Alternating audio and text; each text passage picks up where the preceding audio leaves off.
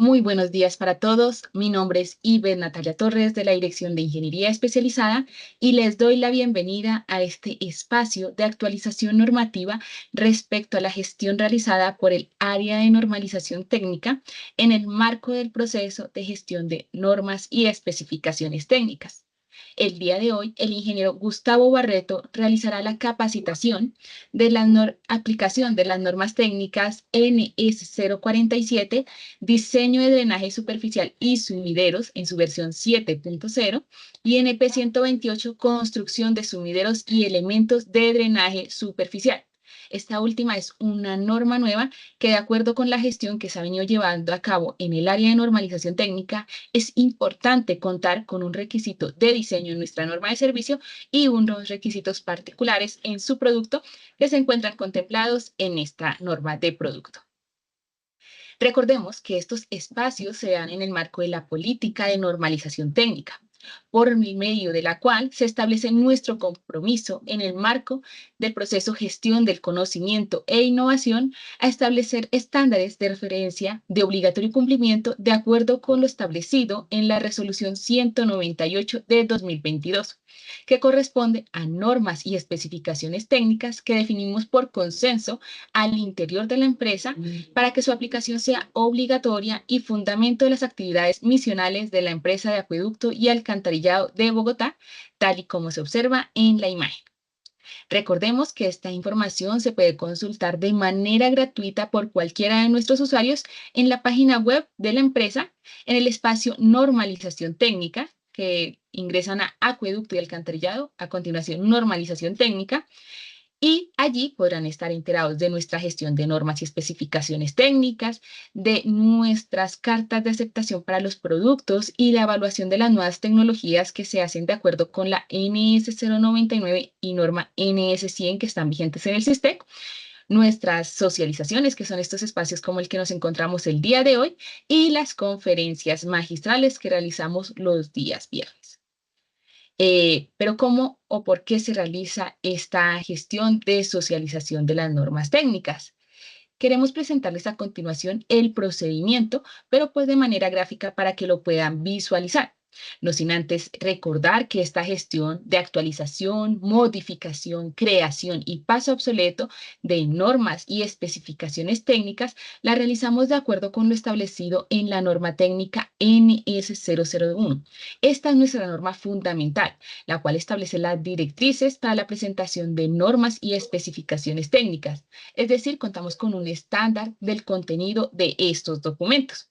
Entonces, ¿cómo se realiza? Lo vamos a ver en el siguiente video.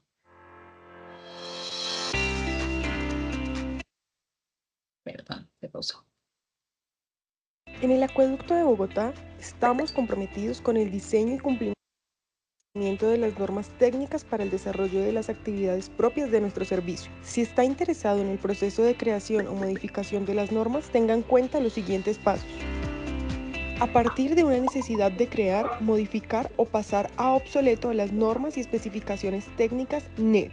Se planifica de acuerdo con el conocimiento de la empresa de acueducto y alcantarillado de Bogotá, ESP, las actividades a realizar. Para elaborar el anteproyecto de las normas y especificaciones técnicas, se involucra un líder, áreas usuarias y demás grupos de interés. Este documento surte una discusión interna y o externa durante un tiempo de 15 días.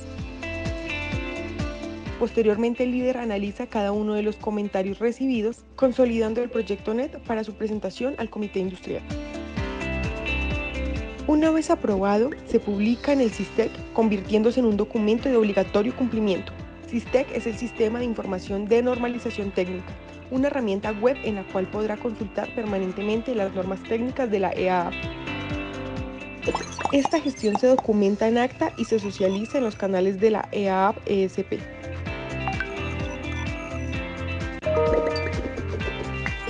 Es el momento de aplicarla.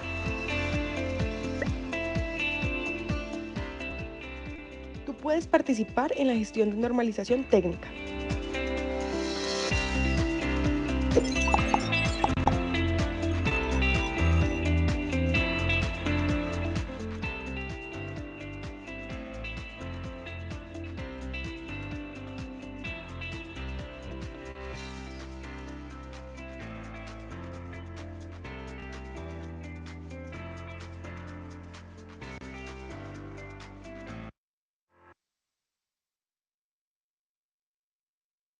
Como lo observamos en el video, la gestión de normas y especificaciones técnicas no la realizamos solos, pero esta se encuentra contenida de manera online, gratuita para todos, en el Sistema de Información de Normalización Técnica, que es el SISTEC.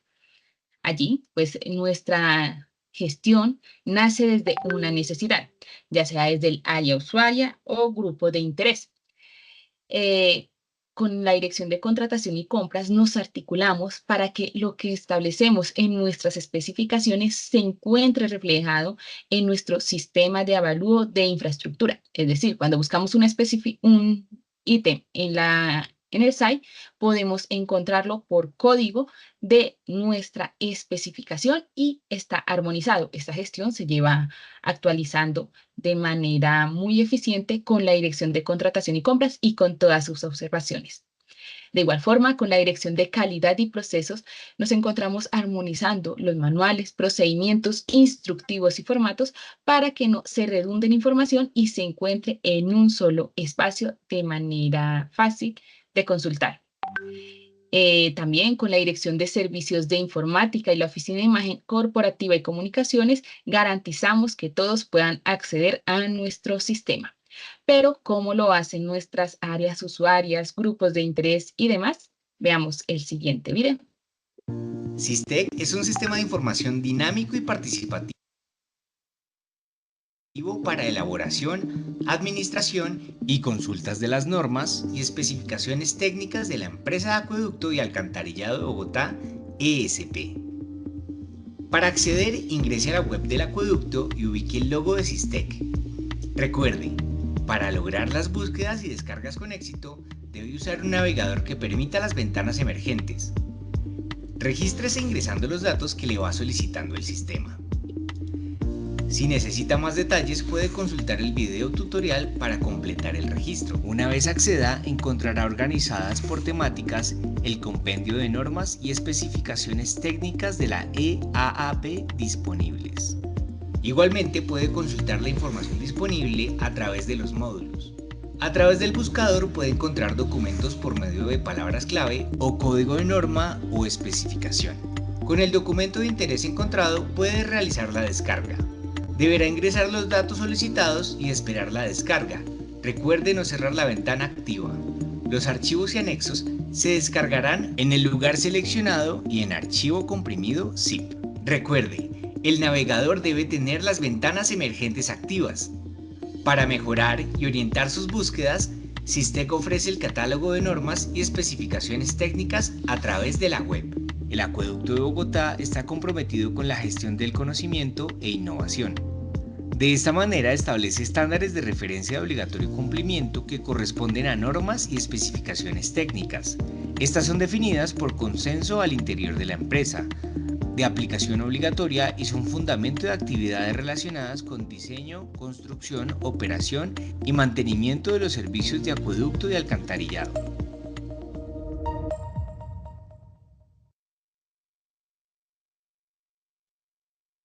Ahora, después de conocer ya cómo realizar la consulta, qué es nuestro sistema, conozcamos un poco más de Gustavo Adolfo Barreto Hernández, quien nos acompañará el día de hoy. Él es ingeniero civil de la Universidad Nacional de Colombia, con más de 25 años de experiencia, maestría en la Universidad Técnica de Darmstadt, Alemania. Ha dedicado su carrera profesional a la consultoría relacionada con sistemas de acueducto y alcantarillado, en especial en el área de diseño de redes. La mayor parte de su experiencia profesional la ha desarrollado en proyectos de la empresa de acueducto y alcantarillado de Bogotá, donde ha tenido la oportunidad de colaborar con la Gerencia Corporativa de Servicio al Cliente, en las 5 zonas de servicio y en la Dirección de Apoyo Técnico, así como en la Gerencia del Sistema Maestro con las direcciones de Red Matriz, Red Troncal y Abastecimiento, y también con la Gerencia Ambiental y actualmente con la Dirección de Ingeniería Especializada. Se encuentra actualizando nuestras normas de diseño de acueducto y alcantarillado como la que va a presentar el día de hoy. Y después de conocer la experiencia de Gustavo Barreto y porque nuestra empresa de acueducto y alcantarillado de Bogotá cultivamos el conocimiento, demos inicio a la socialización de las normas técnicas de sumideros. Bienvenido, ingeniero Gustavo. Muchas gracias, ingeniera Ivette. Buenos días a todos. Entonces vamos a estar hoy hablando acerca de la norma NS047. Hasta hoy la conocíamos como simplemente sumideros. Decidimos ampliar un poco, digamos, el alcance en el título de la norma. Ahora se llama NS047, diseño de drenaje superficial y sumideros. Y norma NP 128, construcción de sumideros y elementos de drenaje superficial.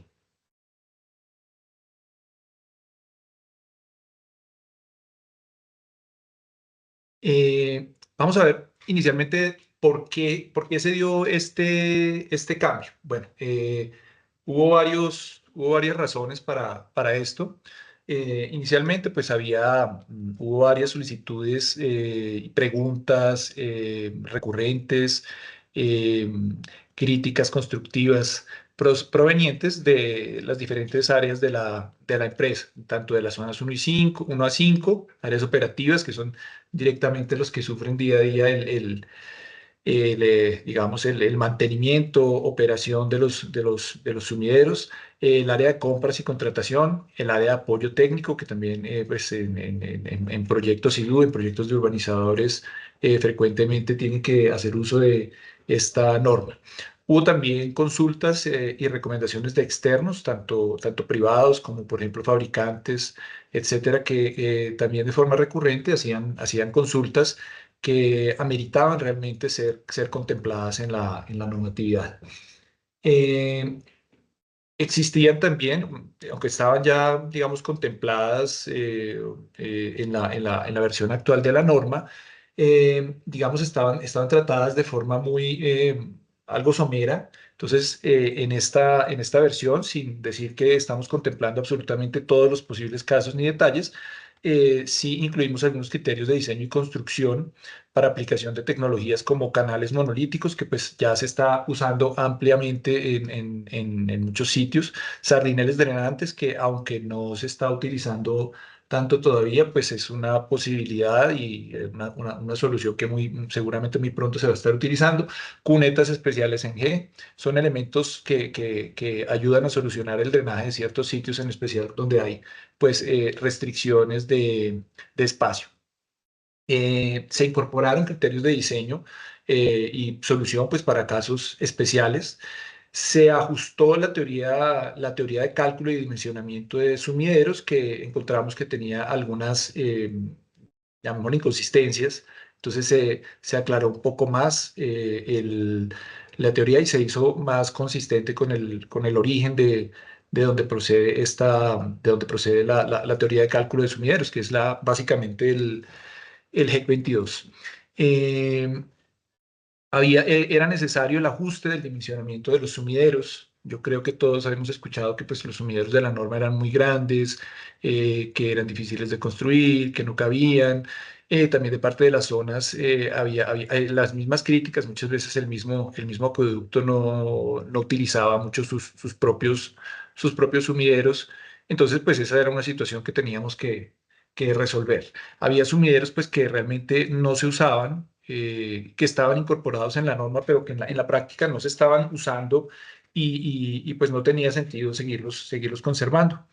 Eh, Próximamente va a estar modificándose, muy pronto va a salir la modificación de la norma NP 023, rejillas y tapas para sumideros. Esta también, pues, de acuerdo a lo contemplado en esta norma que próximamente también se socializará y publicará, pues fue necesario ajustar esta.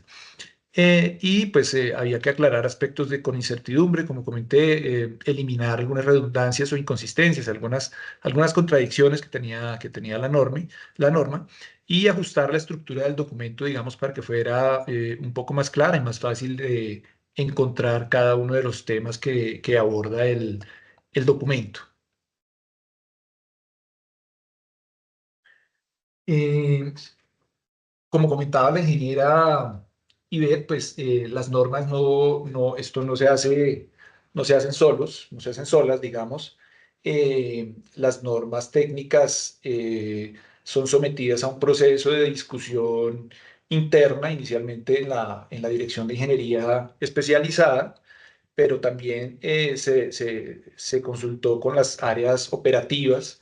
Se realizaron varias mesas de trabajo en varias de las cuales pues estuvieron presentes jefes de división de alcantarillado, también personas que trabajan directamente en la limpieza de los sumideros. Pues allí de primera mano se escucharon las inquietudes, los problemas recurrentes, se hizo la discusión y se tomaron las decisiones acerca de los aspectos que quedaron plasmados en la norma. También durante la etapa de discusión, pues de todas las áreas de la empresa, de parte de la Dirección de Ingeniería Especializada, desde la Dirección de Apoyo Técnico, de las zonas de compras y contratación, incluso de externos, se recibieron comentarios, todos los cuales quedaron plasmados y respondidos pues uno por uno en un documento en un formato que tiene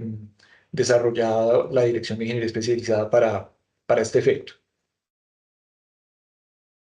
Un cambio importante pues fue la división de la norma de sumideros en dos documentos independientes. La norma NS 047, que se llamaba sumideros, se dividió en diseño de drenaje superficial y sumideros y construcción de sumideros y elementos de drenaje superficial. Esto pues va en concordancia con una política que ha venido asumiendo la empresa últimamente, que es pues digamos separar los temas de construcción y de diseño, así como se hizo con la norma, pues la de pozos y cámaras, que quedó la de diseño y la norma de pozos y cámaras de construcción, la NP 00074. Esto pues permite que haya mayor claridad y especialización en las normas y rápidamente uno pues encuentre los temas, facilita el uso, facilita también hacerles actualización y mantenimiento a estos documentos, eh, facilita que se resuelvan conflictos e inconsistencias con mayor agilidad. Y es más fácil también adaptar las normas cuando están separadas de esta manera a posibles innovaciones tecnológicas. Asimismo, también a la hora de formarse y capacitarse, uno puede buscar temas más específicos de acuerdo a su área de especialización, a lo que se dedique cada uno. Entonces, esas fueron las razones por las que se separó la norma en dos documentos independientes. Vamos a empezar a hablar entonces de qué cambios hubo. Digamos, no se inventaron, no es que hayamos creado una gran cantidad de cosas nuevas. La teoría y la manera y los sitios donde se deben ubicar sumideros, digamos, son cosas que están ya, son claras, establecidas y muchas veces resultan muy lógicas. Incorporamos sí en la norma cuando a veces hay que salirse de la norma, dejamos algunos criterios para cómo salirse y qué cosas hay que hacer cuando uno necesita apartarse de la norma. Entonces vamos a empezar a hablar, por ejemplo, inicialmente de dónde se localizan los sumideros. Esto ya estaba pues siempre en puntos bajos porque si no pues hay encharcamientos. En sitios donde haya una reducción de pendiente a lo largo de las vías. Hay que analizarlos, ¿no? Esto no significa hay sitios donde siempre es obligatorio, hay otros donde hay que analizar si en esos sitios se requiere un sumidero o no. Estos son los que hay que tener en cuenta. Aguas arriba, por ejemplo, de terraplenes, de pompeyanos, de estoperoles, porque muchas veces uno ve probablemente el drenaje de una vía está bien diseñado, pero por ejemplo, lo que nosotros llamamos un policía acostado puede estar produciendo un encharcamiento tremendo. Yo creo que todos lo hemos visto en algunos sitios. Eh, en puentes, aguas abajo de puentes vehiculares y peatonales, en cruces peatonales, aguas arriba para reducir el ancho de inundación y pues que los peatones no tengan que pegar un gigantesco salto para atravesar la vía. En paraderos de buses por la misma causa, para que si los carros pasan de pronto frente al paradero no haya un charco enorme y los carros que pasen los salpiquen. No es que desaparezca, no es que tenga que ser cero, que tenga que quedar seco, pero pues mitigar ese problema. También dejamos unas notas que permiten que para casos especiales, casos digamos de críticos, como puede ser un caso típico es deprimidos vehiculares, la EAB se reserva el derecho de solicitar redundancias. ¿Qué tipo de redundancias? Por ejemplo, un aumento en el periodo de diseño para esos puntos o elevar los factores de obstrucción. Por ejemplo, suponer que no el 50% de la rejilla, sino el 80% se encuentra tapada, o ampliar el diámetro de las conexiones o aumentar el número de los sumideros. Bueno, en fin, estos sitios, hay sitios que debido, por ejemplo, a problemas conocidos de basuras, requieren tener en cuenta este tipo de redundancias. Esto lo dejamos entonces también establecido en el documento. La tubería de conexión de sumideros, respecto a esto, pues no hubo mayores cambios. Continuamos con que el diámetro mínimo es de 10 pulgadas, pero para algunos casos especiales que se conectan a sumideros prefabricados, dejamos la posibilidad incluso de bajarse hasta 6 pulgadas. Claro, esto tiene que ser objeto de un análisis hidráulico de capacidad, y contar con la aprobación digamos, del área operativa encargada de esto. Pero, digamos, no, es muy difícil conectar un tubo de 10 por ejemplo, a un sumidero, a un sardinete drenante, por ejemplo. Esas soluciones ya vienen prefabricadas, entonces pues es necesario que si las tenemos en la norma y las vamos a usar, pues realmente se puedan usar. Por eso dejamos previstas estas excepciones. La pendiente mínima 2%, pero si usted no la puede cumplir, también puede hacer un análisis específico para el caso que quedó establecido. Esto quedó igual a como estaba, la longitud máxima. Las conexiones siempre se deben realizar a pozos o cámaras de inspección, no se pueden conectar a tuberías o colectores, esto ya estaba. La profundidad de instalación, pues básicamente la que asegura la estabilidad es una, pero también como estas tuberías casi siempre funcionan en régimen supercrítico, pues hay que garantizar que dentro del sumidero el agua no se acumule tanto que llegue a salirse a la vía. En cuanto a la estabilidad estructural, pues como siempre, cumplir con la norma NS 035 de cimentación de sumideros y la 090 de protección de tuberías en casos de bajos recubrimientos. Algo que se usa mucho en la práctica, digamos, en obra, es hacer interconexión de sumideros. Esto es algo que no estaba contemplado y digamos que se tenía por solución de obra, pero eh, internacionalmente es algo que muchas veces se incluye en los diseños. Entonces dejamos establecidas los casos en los cuales se puede hacer y los lineamientos para hacerlos. ¿Qué ventajas tiene? Pues eh, a veces, por ejemplo, si tenemos varias tuberías en una vía grande, entonces una vía amplia, pues es mejor dejar menos atravesadas para llegar, por ejemplo, a un pozo. También disminuir la cantidad de pozos. A veces es necesario por la geometría de los sitios, pues meter muchos pozos para conectar varios sumideros en una esquina. Entonces, es posible acudir a esta posibilidad. Hay sitios donde hay restricciones de espacio o interferencias que impiden que uno de los sumideros de una esquina se conecte a la cámara disponible. En esos casos, por ejemplo, se permite la interconexión de sumideros. Hay unos requisitos, desde luego, para esto. Hay que cumplir con los requisitos de conexiones que mencioné hace un momento. Hay que mantener una profundidad mínima de la trampa de sólidos del sumidero, es decir, 30 centímetros por debajo de la cota de batea de salida. Debe haber allí para que se acumulen, digamos, sólidos, basuras, sedimentos y no se nos vayan a la red. No debe funcionar por rebose, por ejemplo, la tubería de salida, es decir, un tubo que entra a un sumidero no puede estar por debajo del tubo que sale del sumidero. Hay que hacer una verificación de la capacidad hidráulica, lo mismo para que el agua no supere la rasante. Hay que garantizar la estabilidad estructural del sumidero y que haya acceso para el mantenimiento de las tuberías. Digamos, son solicitudes y pues teniéndolo en cuenta, se habilita esta posibilidad desde el punto de vista normativo.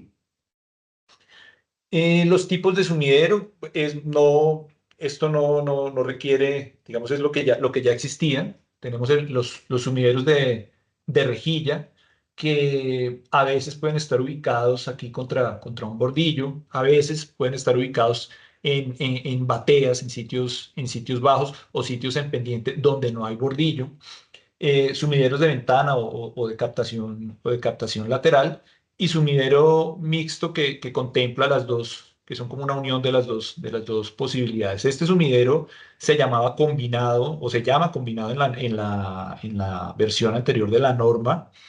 Decidimos cambiarle el nombre a mixto porque pues esta es la forma como se denomina, digamos, internacionalmente, también en el RAS, y la palabra combinado tendía a confundir un poco con respecto con alcantarillados combinados. Entonces, por eso regresamos a la terminología, digamos, comúnmente usada.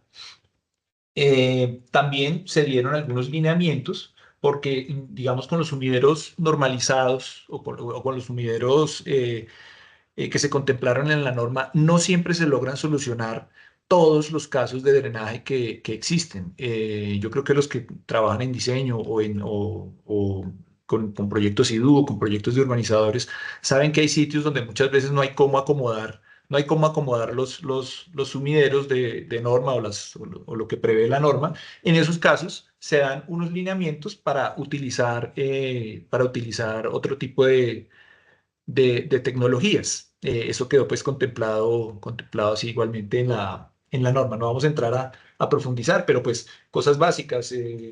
Hay que garantizar la estabilidad estructural, hay que presentar una justificación técnica, hay que contar con un concepto de no objeción del área que va a estar encargada de esa solución particular.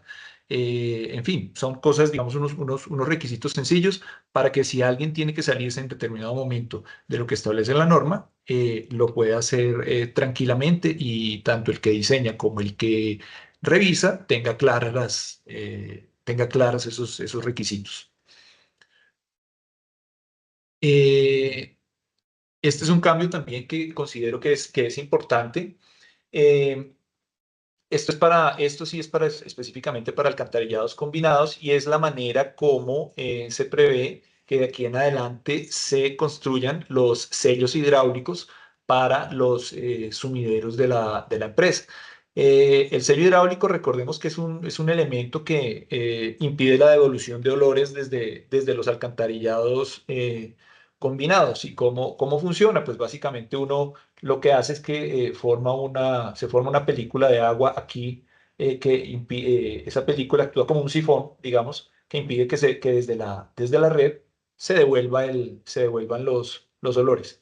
Eso, pues, esto a veces tiende a secarse en verano, y de todas maneras es inevitable que un poquito de los gases se devuelvan, pero también estos gases suelen ser menos densos que el aire, entonces quedan aquí atrapados y normalmente no hay tanto problema si este sello se seca. ¿Qué pasaba? Nosotros teníamos previsto en las versiones anteriores de la norma unos sumideros de doble cámara que tenían un tabique en la mitad, y allí se formaba el sello hidráulico, pero estos tenían varios inconvenientes. Primero, eran demasiado grandes, y muy difícil de adaptarlos en la disponibilidad de espacio en las zonas donde tenemos alcantarillado combinado, que son zonas antiguas de la ciudad, como el centro, por ejemplo.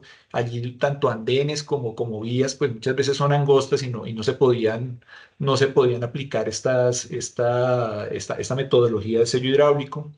Eh, También tenía una tapa adicional, y las tapas son elementos que primero están sometidos a vandalismo, y también a daños. Y una gran cantidad de las quejas que recibe la empresa de acueducto referentes a sumideros pues, provienen de daños en tapas. Entonces, esa fue otra razón. Se quiso entonces eliminar estos sumideros también por ser demasiado grandes y costosos, y proponer soluciones más compactas, de menor costo y prácticas.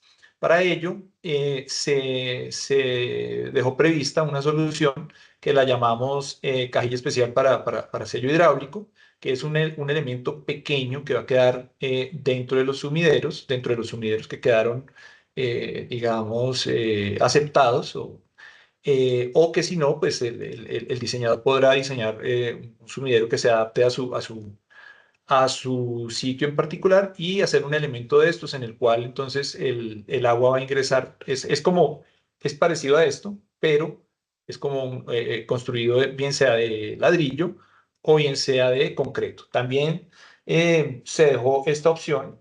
Esto no se entró en detalles muy profundos. Estos se dejaron como posibles opciones, pero como existen muchísimas posibilidades de material de tubería de salida y de enchufe como esto, digamos, de enchufe aquí, de esto, eh, muchísimas posibilidades de material.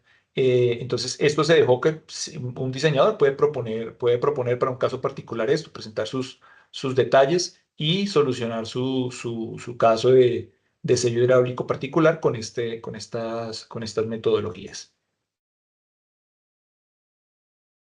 Como comentaba al inicio, también quisimos reglamentar un poco con mayor nivel de detalle el uso de elementos especiales. El primero de ellos, elementos de drenaje, son las cunetas especiales en G.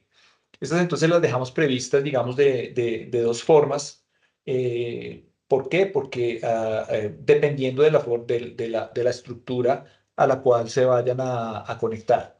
También quedaron definidas unas dimensiones mínimas de este tipo de cunetas, unas dimensiones máximas para facilitar su limpieza y su mantenimiento, la manera como se debe realizar el cálculo hidráulico, que básicamente es análogo al de un sumidero de ventana o lateral. Esto pues, no es más que, ya les voy a mostrar, esto es básicamente una ventana muy larga donde el agua ingresa, se va por esta cuneta y llega bien sea a un sumidero o a una caja que tendrían más o menos esta sería la configuración, para posteriormente ir a la red. La ventaja, por ejemplo, es que uno genera elementos muy largos, ventanas muy largas, que le aumentan bastante la capacidad de captación sin necesidad de hacer un sumidero descomunalmente largo, 5, 10, 15 metros. Entonces, eso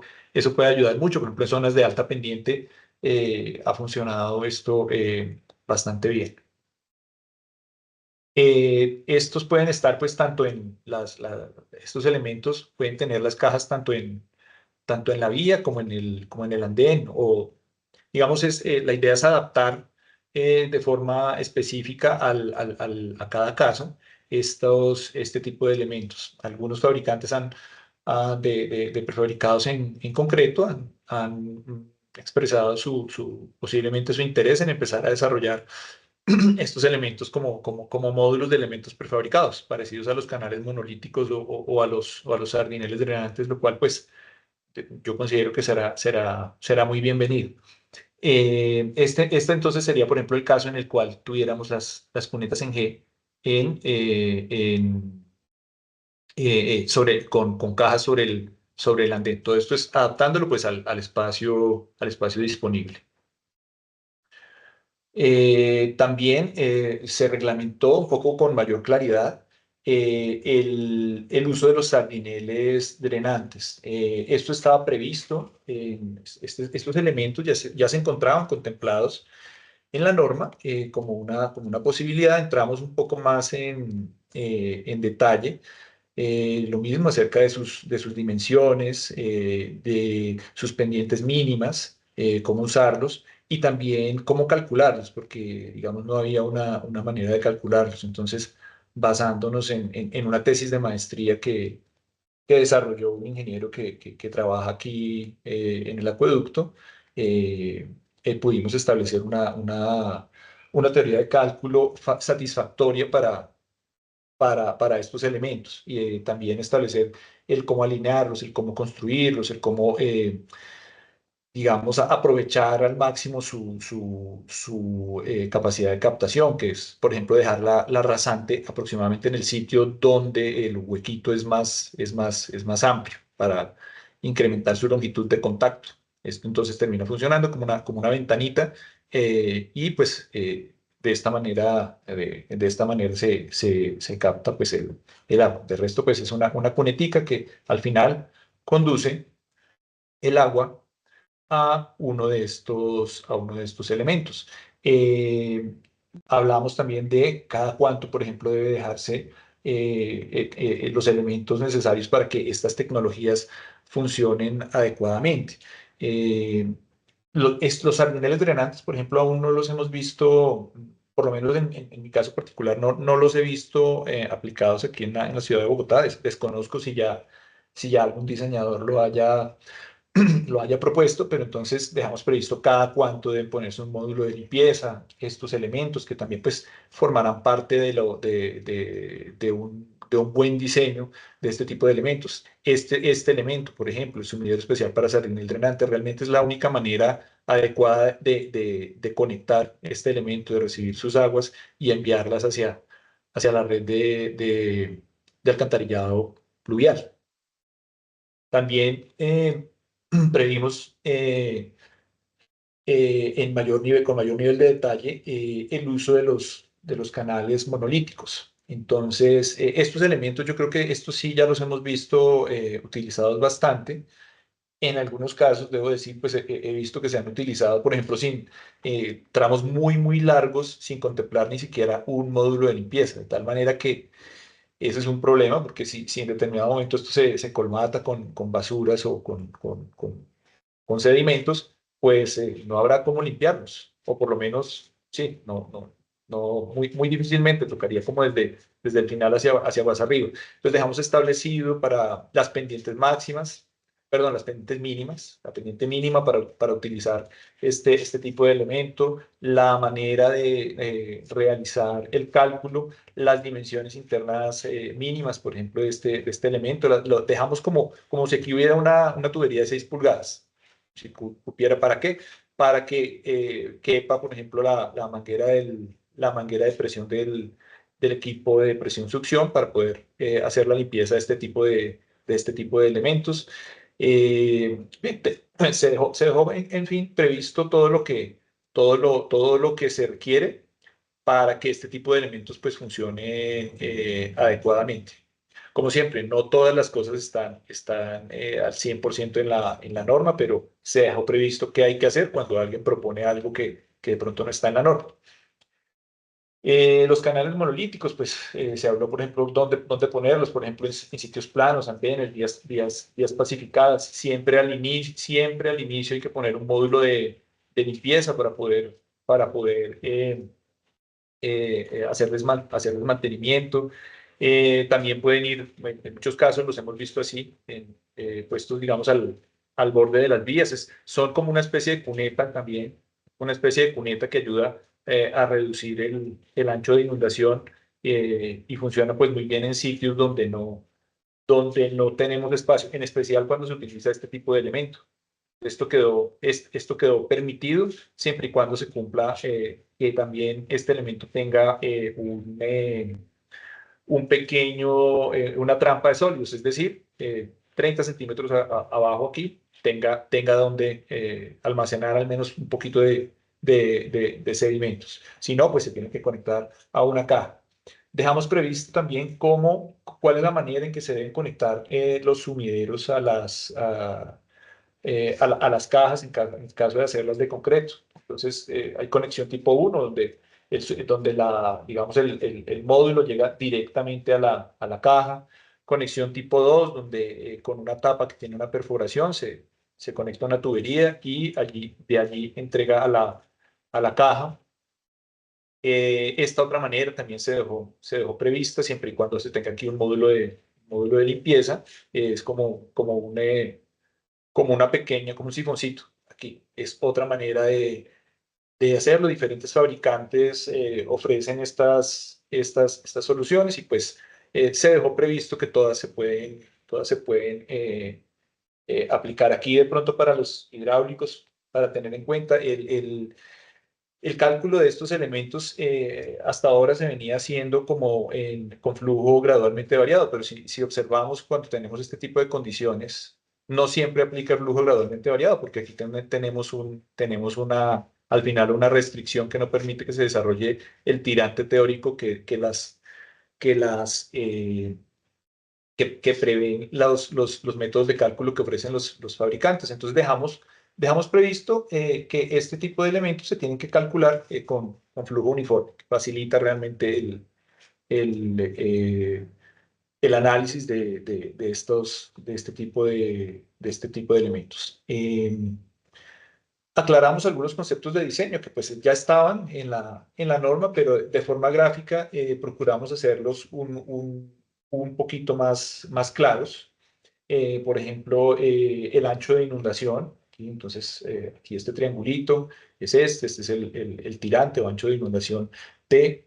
Eh, También dejamos prevista la teoría para cuando a veces se utilizan cunetas triangulares. Esta es una solución muy usada en otros países para reducir los anchos de inundación. En Colombia creo que no tanto, por lo menos no en Bogotá o no en vías urbanas, pero es una posibilidad que permite que sin necesidad de, digamos, de reducir o aumentar, perdón, el espaciamiento entre sumideros sin que se nos incremente demasiado el tirante. Mm, para sumideros dejamos un poco más claro de forma gráfica lo que es el caudal de escorrentía, digamos el caudal total, el caudal captado, el caudal remanente o caudal de bypass, digamos, para que no quedaran lugares a duda en cuanto a los conceptos. Hicimos un cambio en la teoría de rejillas. Esto, pues, la teoría que tenemos actualmente, digamos, era de fácil uso, pero también tenía algunas deficiencias. No puedo entrar a profundizar demasiado en ella, pero, digamos, por coherencia con el GEC 22, que es la teoría que se ha venido usando en la empresa de acueducto, y, digamos, tras analizar ciertos aspectos, comparar resultados de esta teoría con los resultados de la teoría del GEC 22, que supuestamente pues, que tenían una correlación bastante buena. Encontramos que la correlación no era tan buena como uno esperaría, por lo menos no en todos los rangos de caudales. Entonces, modificamos la teoría que se utiliza y nos ajustábamos un poco más a la teoría del GEC 22. Para ello, por ejemplo, quedó definido cómo funciona una rejilla. Esto, la teoría que tenemos no lo analiza, la que estaba vigente hasta ahora no lo analiza adecuadamente, que es el flujo frontal y cómo captan las rejillas los caudales. Básicamente, si observamos aquí, si este es el sector donde está la rejilla, este es el flujo frontal y hay un flujo que se llama flujo lateral. El flujo frontal ingresa de una manera, el flujo lateral ingresa de otra manera. El flujo lateral muchas veces, la mayoría de veces, es muy difícil que se capte en su totalidad. El agua a veces no alcanza a entrar aquí a la rejilla y del flujo lateral una parte tiende a pasar de hecho. Es muy difícil captarlo todo. El flujo frontal depende del tipo de rejilla y de la longitud de la rejilla. Cuando el agua que viene aquí supera cierta velocidad, que se llama velocidad de sobrepaso, la rejilla no alcanza a captar todo el flujo frontal y parte de ese flujo se pasa. Básicamente, la teoría que dejamos implementada en la norma se basa en esa teoría. Dejamos previstas las rejillas que están en la norma NP 023 y que se van a conservar, aclarando que estas normas, estas curvas inicialmente las desarrollamos basándonos en la teoría que actualmente tiene la empresa, pero que a futuro la idea es desarrollar bien sea o pruebas de laboratorio o modelaciones modelaciones con CFD para, para establecer unas curvas con mayor precisión. Por lo pronto vamos a trabajar pues con estas.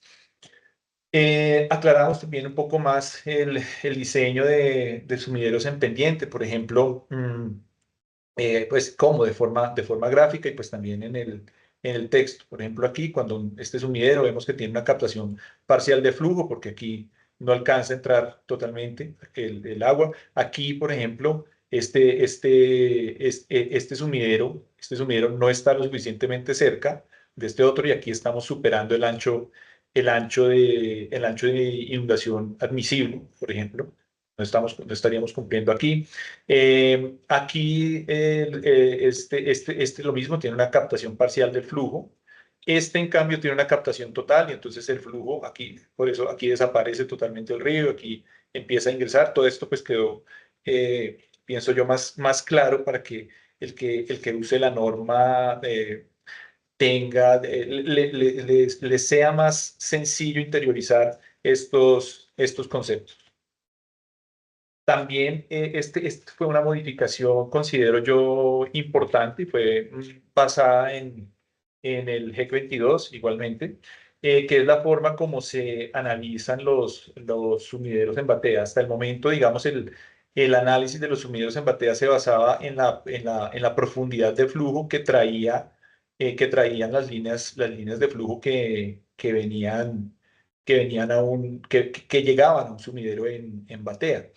En la norma actual lo que quedó establecido es que cada línea de flujo hay que analizarle efectivamente su ancho de inundación de forma particular, pero también aquí hay que analizar con todos los flujos que le llegan a un sumidero en batea cuál es el ancho de inundación, digamos, local allí, como la lagunita que se le forma a un sumidero por causa de los pequeños ríos que le llegan. En este caso, por ejemplo, aquí se observa que este sumidero, desde el punto de vista de captación en batea, estaría cumpliendo. Esta línea de flujo no estaría cumpliendo, pero esta línea de flujo que llega por acá sí estaría cumpliendo. ¿Cuándo no cumpliría? Por ejemplo, cuando el charco que se nos forme aquí sea más amplio que el ancho de inundación admisible. También dejamos previsto la manera como en diseño de sumideros en batea, la manera como se deben analizar las rejillas. Básicamente, pues aclarando así muy rápidamente, las rejillas, el agua les puede ingresar de dos maneras de acuerdo al caudal que les llegue. Una es como vertedero. Cuando viene como vertedero, entonces el agua aquí ingresa si está en bordillo, si tenemos pegados a un bordillo, el agua ingresa por estas linecitas rojas, por estos tres lados, ingresa el agua. Y, o cuando no tenemos bordillo, ingresa por estos cuatro lados. Y uno lo que observa es que, digamos, la rejilla está como seca en la mitad, seca en el centro, y el agua cae por los lados. Y hay fotografías interesantes que muestran este fenómeno. Y lo que ocurre es que ya si en determinado momento empieza a llegar mucho más caudal, la rejilla ya se empieza a ahogar y empieza a funcionar como orificio, lo cual también es permitido siempre y cuando el ancho de inundación no llegue más allá de lo que debe llegar, o la profundidad de flujo. Normalmente si se viola la profundidad, ya se está violando el ancho de inundación.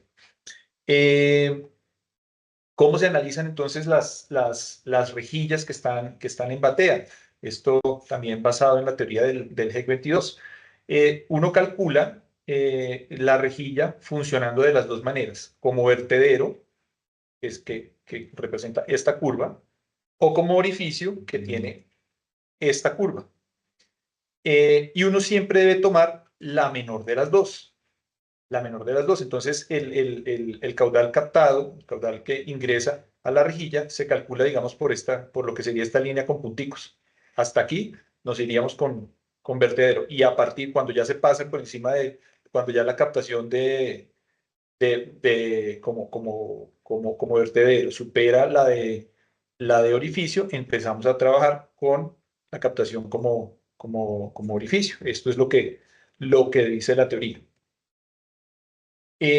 También para el diseño de sumideros mixtos en batea, Esto, aunque no está en el GEC 22 de forma explícita, dan las indicaciones para hacerlo así. En la norma actual decía que cuando teníamos un sumidero mixto en batea, se debía despreciar la ventana. Lo cierto es que la teoría dice que donde sí se debe despreciar la ventana es para sumideros en pendiente, para sumideros en pendiente por lo que les mostré hace un rato, por el tema del flujo frontal. El flujo frontal básicamente lo capta es la rejilla, casi es desde que no se supere la velocidad de sobrepaso. Normalmente el agua, pues la ventana realmente no es que no tiene tanto efecto, por lo menos eso dice la teoría. En cambio, en batea, sí. En batea lo que ocurre entonces es que cuando un sumidero está trabajando como vertedero, cuando una rejilla está trabajando como vertedero, como les mostraba yo aquí, cuando la rejilla está trabajando como vertedero acá, pues si la ventana está ubicada acá, realmente no le está llegando agua a la ventana, ¿sí? Pero a medida que empieza a llegar más agua y esto empieza a entrar a funcionar como sumidero en orificio, esto se va, digamos, cada vez se va ocupando más la rejilla, sí empieza a ingresar agua en la ventana y pues la ventana se debe de tener en cuenta. El GEC 22 pues contempla, digamos, los dos extremos. Cuando ya esto está, digamos, por así decirlo, inundado o funcionando como orificio, se contempla el 100% de la captación de ventana con la profundidad que se tenga. Cuando está funcionando solamente como vertedero, se contempla el 0% de la ventana. Eso es básicamente lo que prevé esta norma, y para que haya una transición entre el flujo como orificio y el flujo como vertedero. Para el agua que sale hacia la ventana, uno lo que establece es una relación entre las dos maneras de captación, flujo como orificio, flujo como vertedero. Se saca un coeficiente de transición y ese coeficiente de transición al cuadrado se le aplica a la captación total de ventana. Eso pues, es difícil explicarlo en este momento. Cuando hagamos la capacitación lo veremos con mayor nivel de detalle, pero eso que permite que realmente sirva poner sumideros se da uno cuenta que sí sirve poner sumideros de tipo mixto en batea, porque uno decía, si la norma no me deja poner sumideros mixtos, o no me permite poner la ventana, usar la ventana en una batea, pues ¿para qué utilizo sumideros mixtos? Y eso pues ya quedó contemplado en esta versión de la norma. También pues estandarizamos las medidas de los sumideros, y estos fueron los sumideros que quedaron aceptados en la norma técnica de la empresa, ya con unas dimensiones muy específicas. Volvimos a los sumideros que pues prácticamente siempre hemos tenido, que muchos de ellos están hoy presentes. Los vemos en muchas oportunidades con tapas cuadradas, pero pues la modificación es que los vamos a hacer con tapas redondas, que son el SL100, un sumidero lateral con ventana de 1 metro. Sumidero lateral es este mismo, pero pues más largo, con ventana de 2 metros. Dejamos previsto, por ejemplo, que este elemento que lo denominamos rejilla antirresiduos, se estandarizó, se dejó como un requisito tanto para los sumideros como para las cunetas en G, pues para evitar que la basura le ingrese al sumidero y llegue a la red, y más bien se quede en la vía y después pues se retire durante el barrido de las vías, que es muchísimo más fácil quitarla en la vía que tener que destapar el sumidero y sacar cantidades de sólidos gruesos. Eh, ¿Qué buscamos con estos sumideros? Bueno, básicamente hacerlos tan compactos como fuera posible. Ese era como el deseo expresado sobre todo por las zonas por las zonas 1 a 5, hacerlos pequeños, hacerlos que ocuparan poco espacio, porque pues los sumideros que teníamos hasta ahora, que tenían rejilla y además tenían tapa, y pues fuera de que estaban teniendo muchos problemas en obra, pues eran enormes y exageradamente costosos. Todo esto, desde luego, fue discutido con las zonas. Por ejemplo, el segundo, el otro tipo de sumidero ya sería el tercero. Entonces quedamos SL100, el SL200, este mismo con ventana de 2 metros. En determinado momento alguien puede desarrollar uno más largo o un SL150, solo que dejamos estos dos extremos.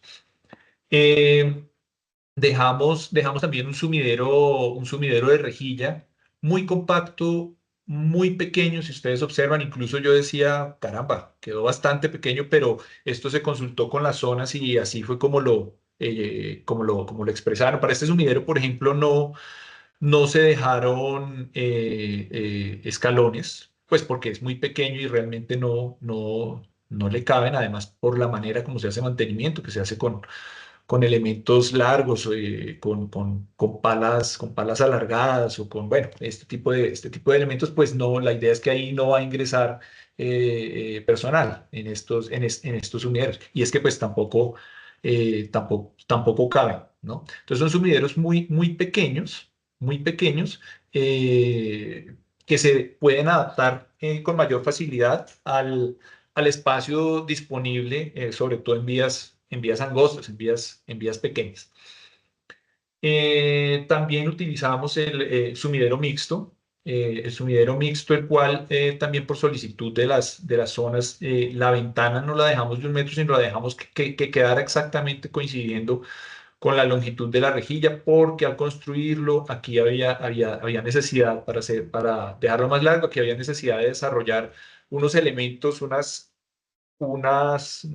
eh, caramba, se me fue el término técnico específico en este momento, unas ménsulas, digamos, donde se apoyaba la rejilla y eso está presentando muchísimos daños. También en la norma de construcción, pues se dejaron establecidos claros los criterios para recibir este tipo de elementos. Por ejemplo, una mala práctica que se estaba teniendo era que se estaba fundiendo estos sumideros, los fundían con la rejilla ahí pegada, ¿sí? Casi que usaban la rejilla como formaleta. Y pues, ¿qué pasa con eso? Que sacaban una rejilla y ya no entraba otra. O si entraba, entraba mal, entonces la rejilla quedaba bailando y con el paso de los carros los sumideros se rompían. Eso quedó establecido que no se puede hacer y no se van a recibir sumideros que presenten ciertas características que están ocasionando pues esos daños. También se dejaron los sumideros prefabricados, que estos los llamábamos sumideros para vías angostas. Pues como en Bogotá tenemos mucha vía angosta, pues realmente esto es un sumidero, este mismo sumidero, es el sumidero mixto. Estos sumideros también, incluso con los fabricantes se habló, aquí había muchas quejas desde las zonas en cuanto a que estaban fallando tanto las rejillas, porque quedaban, perdónenme la expresión, bailando, muchas veces quedaban las rejillas mal puestas y bailando y esa traqueteadera pues terminaba rompiendo los sumideros. Entonces, eso es algo que no en diseño, sino en obra se debe dejar, se estableció que se debe dejar resuelto, que eso no se pueden recibir sumideros que presenten esas situaciones, o si no, pues vamos a tener daños en muy corto tiempo. También si ustedes observan estos piquitos, estas ménsulas eran las que yo les mencionaba hace un rato, eran las que se estaban cercenando. Entonces, pues la solución a eso es pues dos cosas. Una, en la norma NP 023 va a quedar previsto que las rejillas van a llevar un marco y pues se amplía la ménsula, va a ser más grande y en el diseño, en el diseño estructural, el diseñador estructural deberá prever unos temas aquí con respecto a los hierros, digamos, eso está en la ANS, eso está en la norma sismo resistente, pero digamos, todo esto se ha venido hablando con los fabricantes para que esto no siguiera ocurriendo. En cuanto a la norma NP 128, respecto a esta no voy a entrar en demasiados detalles porque pues, es mucho más corta que la de diseño. Y básicamente aquí, en esta norma, ¿qué quedó establecido? Quedó establecido cuáles son los materiales, las resistencias de los concretos para diferentes tipos de vías, los aceros, qué tipo de ladrillos se deben emplear, por ejemplo, las cajillas de sello hidráulico, los morteros, cuáles son los elementos prefabricados que se deben utilizar, por ejemplo, las tapas, rejillas o escaleras también. ¿Cuáles son los requisitos para construcción de sumideros? La mayoría realmente se conservaron los criterios materiales que ya estaban previstos en versiones anteriores en la norma y se profundizó en algunos aspectos adicionales que era bueno aclarar. Se dejaron establecidos unos requisitos para sumideros prefabricados, porque pues hasta ahora nosotros, este tipo de sumidero prefabricado es el que se está utilizando de forma amplia, pero si ustedes observan estos también, por ejemplo, de rejilla y estos son muy sencillos, serían muy fáciles de prefabricar y ya algunos fabricantes, pues seguramente muy pronto estaremos viendo la implementación de estos sumideros en la norma. Entonces dejamos establecido qué requiere uno para prefabricar esos sumideros. También están establecidos los requisitos para los productos como los canales monolíticos, los arneses drenantes, qué norma debe cumplir, qué hay que revisarles cuando uno los vaya a adquirir para un proyecto de la empresa. Lo que les mencioné hace un rato acerca de las rejillas antirresiduos. Entonces allí van a encontrar cuándo se utiliza concreto, de qué tipo y de qué eh, resistencia, en fin, este tipo de aspectos fueron los que quedaron pues contemplados en la norma NP 128, la de construcción de sumideros y elementos de drenaje superficial. Algo importante, de pronto una modificación que previmos solicitamos una prueba de carga adicional para los sumideros prefabricados que utilicen rejilla. ¿Por qué? Previendo que pues este elemento estaba presentando pues tantos daños. Dejamos establecido que además de la prueba que se le hacía a la sola rejilla, entonces para los sumideros prefabricados que estaban presentando tantos inconvenientes, también los fundidos sencillos están presentando inconvenientes, pero pues, los prefabricados sobre todo, se le debía hacer una prueba de carga en varios puntos con la rejilla puesta en el elemento prefabricado de la parte superior. Esto para garantizar que los sumideros prefabricados pues tengan la resistencia suficiente y pues que mitigar. Yo esperaría que con esto se reduzcan al mínimo los reportes de daños en este tipo de elementos, por lo menos de aquí en adelante, por supuesto, porque de aquí para atrás ya no podemos pues hacer mucho. Bien, yo termino con un comentario en cuanto a que pues esta norma consideramos que no es ni mucho menos perfecta, a pesar de el empeño y lo que se discutió, pero para allá vamos. La idea es, no la podemos llamar perfecta, pero estamos aprendiendo y seguramente con el apoyo de toda la empresa, cada día iremos perfeccionándola, al igual que toda la demás normatividad. También un dicho del director de normalización que dice, lo perfecto es enemigo de lo bueno. Pero en la norma dejamos previsto algo que me parecía importante, es unos criterios para que los diseñadores también puedan tener cierta libertad para dar soluciones a casos específicos que muchas veces digamos, nos absteníamos de hacerlo porque no había una orientación para esos casos. Les agradezco. Aquí terminamos esta socialización. Muchísimas gracias, ingeniero, por, como lo han expresado antes, por tan excelente presentación. No, con esto creo que terminaríamos. No siendo más, recordemos que entre todos cultivamos el conocimiento. Estamos comprometidos en la actualización normativa, legal, por cambios de la forma de realizar o llevar a cabo cada una de nuestras actividades día a día, cambio normativa y sus observaciones. Entonces, estaremos atentos a todas sus sugerencias y los esperamos en otro espacio. Muchísimas gracias a todos y feliz tarde. Muchas gracias. Buena tarde. Buen día a todos. Gracias. Gracias, hasta luego.